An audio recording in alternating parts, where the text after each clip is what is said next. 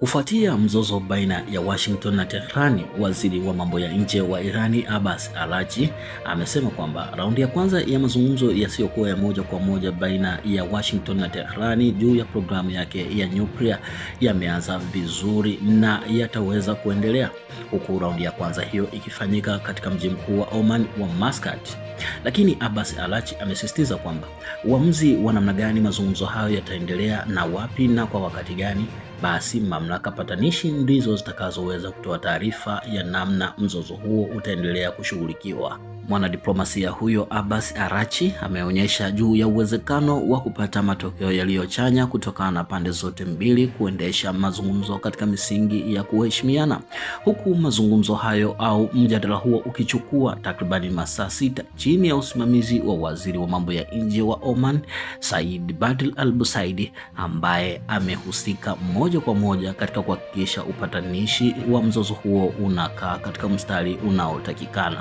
Aidha, mazungumzo hayo yanakuja mara baada ya pande zote mbili kukubaliana kuanza mchakato mpya wa mazungumzo baada ya miezi 8 ambayo ilishuhudia vita kati ya Israel na Irani, huku vita hiyo ikiibuka katikati ya mazungumzo baina ya Tehran na Washington kuhusu